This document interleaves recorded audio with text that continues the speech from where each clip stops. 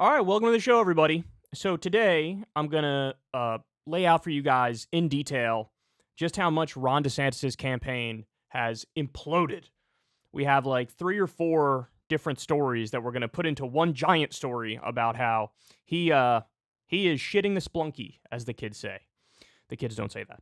I don't even know what that means. But anyway, you get the point. So we'll talk about that. We also have Mike Pence and Tucker Carlson have a pretty heated debate at some pro-life event where they both were, and Mike Pence agreed to have Tucker Carlson interview him, and it was kind of wild, man, not gonna lie. And then we also have Ron Perlman, the actor, threatens a Hollywood executive over the current ongoing strike. It was a writer strike, now it's a writer strike and an actor strike, so we'll talk about that. And RFK Jr. is in some hot water for some comments that he made about COVID-19 potentially targeting certain ethnicities and races and leaving others alone.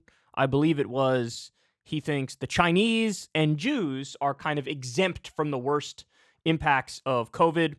And not only was there backlash over that, which of course there's going to be, but then his response, his reaction, didn't make it any better. So we're going to talk about all that and much, much more. All right, so without further ado, we'll jump into it in a second. You guys know the deal. Shameless plugs. Everybody click like, click subscribe. I've been begging everybody on a daily basis, for the love of God, keep me in front of my wife in terms of subscriber numbers. You know, I love my wife. Very happy for Breaking Point's crossing that 1 million threshold, but let's keep it real. I want to stay ahead of them. So do me a big favor. About 20 or 30% of you or so watch this channel and you don't subscribe. I don't know what you're doing with your life. Just do me a big favor. Click that subscribe button. Click that bell icon so you get a notification every single time a video drops. Remember, guys, you could always listen to the full audio version of this show, the podcast version, on Spotify. We post the whole thing there. You don't have to go video for video like you do on YouTube. And much love to everybody who supports the show on Patreon. If you'd like to, link in the video description box below. And you could always tip on YouTube. The thanks button is just below the video as well. Remember, I've never had a conversation with an advertiser. I'm very proud of that fact. And you guys keep this show going. All right, so let's go ahead and jump into it here. So Ron DeSantis is not doing too hot. He's flailing around wildly. He has been embarrassing himself on a daily basis.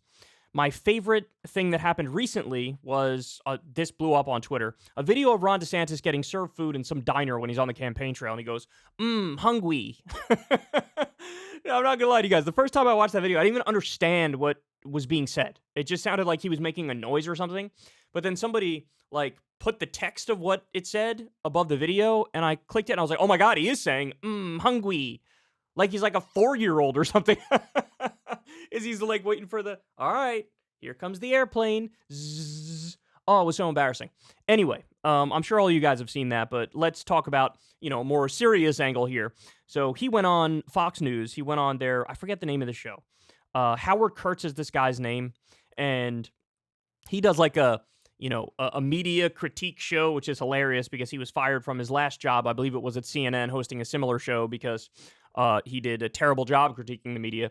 So anyway, Fox News picked him up. He's talking to Ron DeSantis here, and DeSantis is going to try to critique Trump. Let's see how that goes.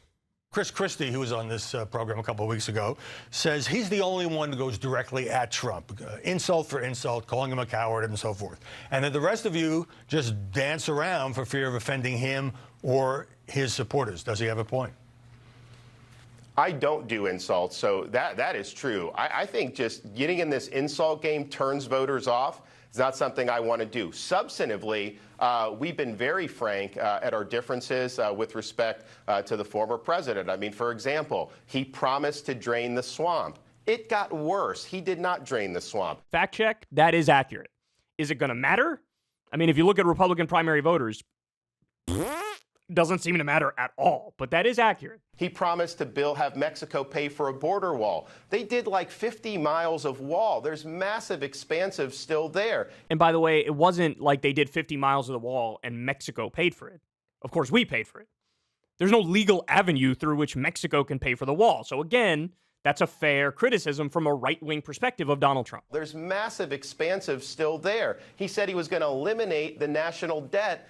They added almost $8 trillion to the debt in 4 years. And of course, in 2020, he turned the country over to Dr. Fauci, and those lockdowns and the borrowing and printing really sent us on a bad course. So let's just pause here to point out again, from a conservative perspective, all of these critiques are sound. All of these critiques are valid.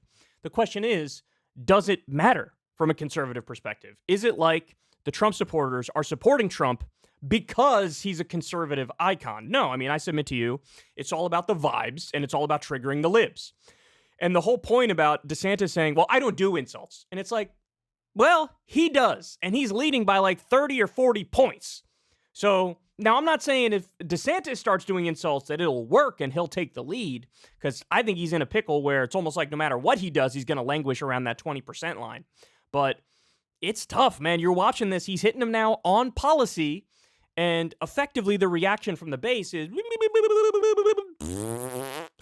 like, you're not our guy. Our guy is Trump. And the borrowing and printing really sent us on a bad course. I've been very, very frank at that. But I have no interest in attacking Donald Trump or any of these other candidates personally. I think we got to rise above that, and let's focus on the issues. You were once allies. Okay, I got more for you. Here we go. Let me get to a couple of issues. You've said that Republicans are not going to mess with Social Security, but as a congressman, you voiced support for privatizing Social Security and raising the retirement age to 70 for future seniors down the road. What made you change your mind? Getting hit in the face repeatedly by Donald Trump, getting absolutely destroyed and raked over the coals by Donald Trump. That's what changed his mind. And by the way, he didn't actually change his mind. Let's be serious here. He might change his rhetoric, but in terms of what he supports, everybody knows what he supports. Just like virtually every other Republican, he supports cutting Social Security. Future seniors down the road. What made you change your mind? Well, I've always said, promise made, promise kept. I'm a governor of Florida. Of course we're going to protect people's Social Security. You didn't vote that way, Dippy. You did not vote that way when you were in Congress. My grandmother passed away when she was 91. That was her sole source of income. And that's true for millions of seniors. And so that goes without saying. So when people say that we're going to somehow cut seniors, so that is totally not true. Talking about making changes for people in their 30s or 40s so that the program's viable, you know, that's a much different thing. Okay, no. That is called cutting it. I hate this Weasley word game that people play on the right when it comes to the issue of Social Security and Medicare.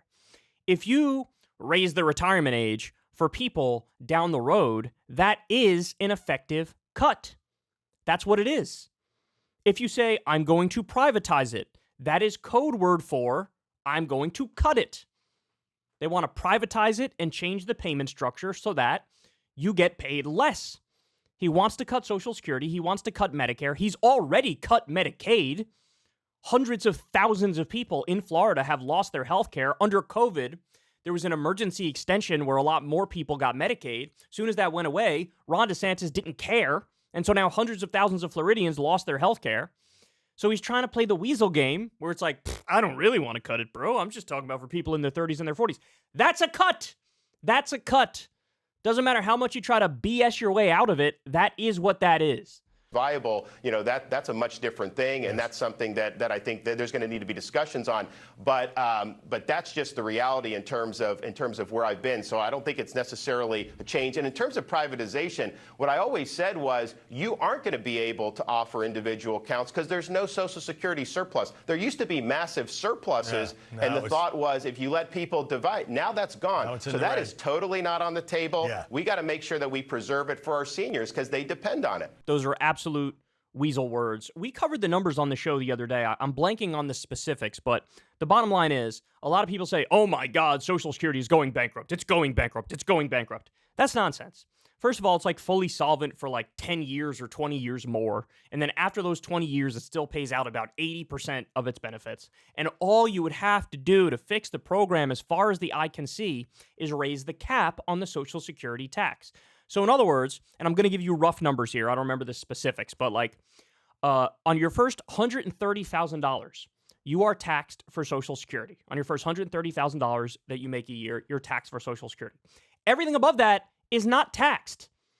So if you just raise the cap, or if you get rid of the cap completely, and you have, like, let's say there's somebody on Wall Street who makes $4 million a year. If you tax all of their $4 million a year at the regular Social Security tax rate, then it's fully funded as far as the eye can see. So all you have to do is raise taxes on the wealthy just a little bit, and it's fully solvent. And none of these goons support that idea. Why? Because they want to cut the social safety net. That's their whole thing.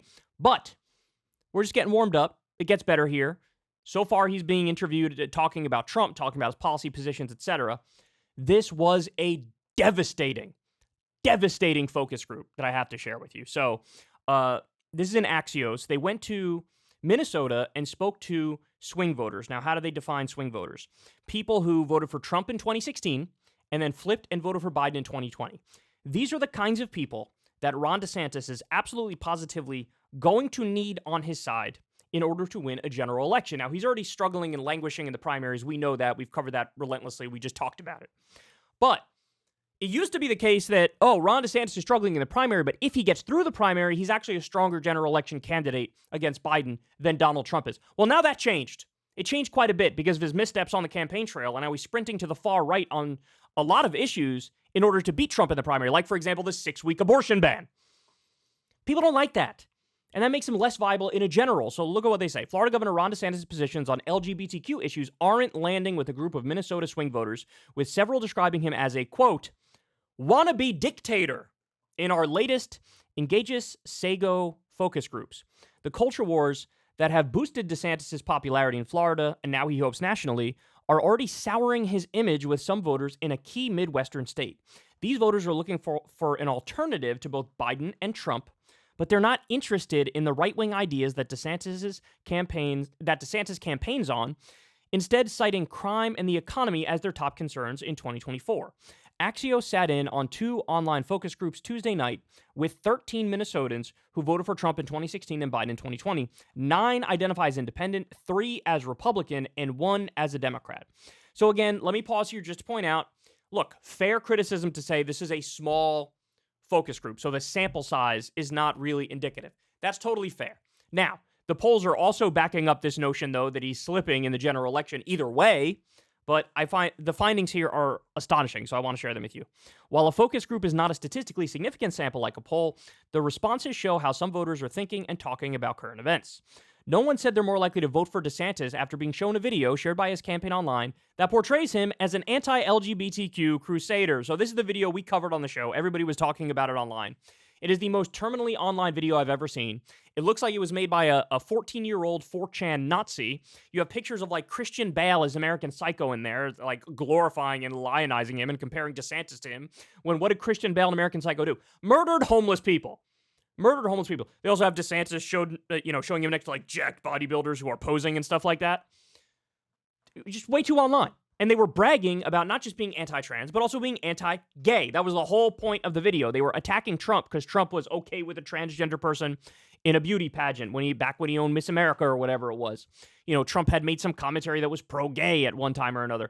They played that as if to be like, aha, see, he's pro-gay. Our guy is anti-gay. Aren't we so based, Chad? All but 3 described the video as, quote, troubling. You don't say.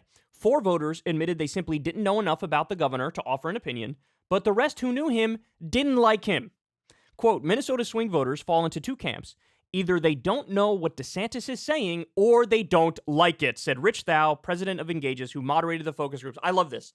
This is my favorite quote, one of my favorite quotes coming out of this whole focus group, because what did I tell you guys time and time again when I see the videos of DeSantis goes on these boring rants about, like, we're going to stop ESG, and we're going to stop CRT, and we're going to go after DEI.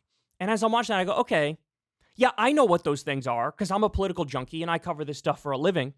You think your average voter knows what the hell you're talking about when you bring up ESG and CRT and DEI? They don't know what you're talking about. Their eyes are going to roll into the back of their head. What are you doing? So those people look at this and they go, I don't know what he's saying. And then the other people who do understand are like, yeah, I don't like him. Wow, Ron. Good move, man. Respondents described him as a wild card and unpredictable, with some, like Philippe, dismissing his campaign attempts as inauthentic. Quote, it looks like he's just trying to get the Trump base. Well, Philippe, that is exactly what he's doing. Others had a harsher view of the governor. We saw what happened in Germany 80 years ago, said Jeff D., making a reference to Hitler's rise. Okay, let's stop for a second here. These are voters who went from Trump to Biden. These are the swing voters that any Republican would need to win a general election. Look at what they're saying. They're comparing Ron DeSantis to Hitler. This isn't some online college weirdo with pink hair and a septum ring. This is a swing voter in the Midwest. Amber H. echoed the voter who called DeSantis a wannabe dictator after watching the video and likened his vision to that of a dictatorship. Quote, he just wants to take over and not work for the people. It's really isolating and he'll do what he wants how he wants it. The video makes it seem like DeSantis is proud to be anti-trans, said Mike. Another Mark B, was disturbed by what he saw as pure hate from DeSantis towards the LGBTQ community. Again, these were Trump voters in 2016. Some, like Cindy H., said that DeSantis is out of step with the country. Quote, in today's day, we're more open than we have ever been, and to be that far on the other side of it, I think is just kind of ridiculous. So, in other words, yeah, we're more accepting today. We're more pro-gay. We're more pro-trans. We want to live and let live. Let people do whatever they want to do as long as they're not hurting anybody else. Be true to yourself. Live your best life. And he's so far on the other side of it, it's ridiculous. It's still very early in the Republican presidential primary, but DeSantis' steady second-place polling has made him the likeliest Trump alternative so far. 7 of the 13 voters said that they ditch Biden in favor of, get this, guys, a generic, middle-aged, white male Republican governor with mainstream conservative views when asked about that hypothetical matchup by the moderator. So in other words, Burgamentum, baby. Oh my God. Our boy Doug Burgum is just waiting in the wings, man. He's waiting to surge. They're literally saying they ditch Biden for a generic, middle-aged, white male Republican governor with mainstream conservative views. So that's Burgum. That's Asa Hutchinson, who we call Ada. For certain reasons, we call him Ada. I mean, those guys are polling at like 0%. And they're basically saying like, man, in a general, I'm all for that over somebody like Joe Biden. This is exactly what we warned you about. This is exactly what we warned you about. Man, this is hilarious. This is hilarious. So basically what we have now is a total circus. We have a circus where everybody's trying to be the biggest clown, and these are the results of it. It's not even working in the primary for DeSantis, and in the general, it's working even less. All right, so this is the final one I wanted to show you. Breaking, DeSantis campaign is shedding staff amid a cash crunch. So this was reported by Politico. About 10 staffers were let go on Thursday, according to a person familiar with the campaign. So look, he tapped out big donors. He doesn't have many small dollar donors. And now big donors are souring on him. Apparently Rupert Murdoch, the head of Fox, he had said, they were originally going to back DeSantis, but now they see he might not have the juice. So they're, wavering on that as well. There was a story in Rolling Stone the other day talking about that. So if you lose the backing of Fox News, you lose other big donors. You don't have small donors. It's this early in the process and you're already laying off a whole bunch of staffers. Ronnie D, it ain't looking good, man. It ain't looking good. So we're watching like the slow motion decline of the DeSantis campaign. And look, the wild thing is he's still in the best position to be, the one to take on Trump. Because voters, those swing voters said, I'd prefer just a generic Republican. But the fact of the matter is, it's like impossible for one of them to get through the primary. So it's like then you're left with either DeSantis or Trump. And DeSantis has had massive, massive missteps. He's not helping his case here. He's still the second most likely because he's polling at 20%. 30 behind Trump. At one point, he was tied with him. So I don't know. We'll see what happens from here. But, man, he's getting shredded, and it ain't pretty. Hey, y'all, do me a favor and like and subscribe. It helps out big time in the algorithm. Click the bell as well for notifications when videos drop, and watch that video on screen right now. You know you want to.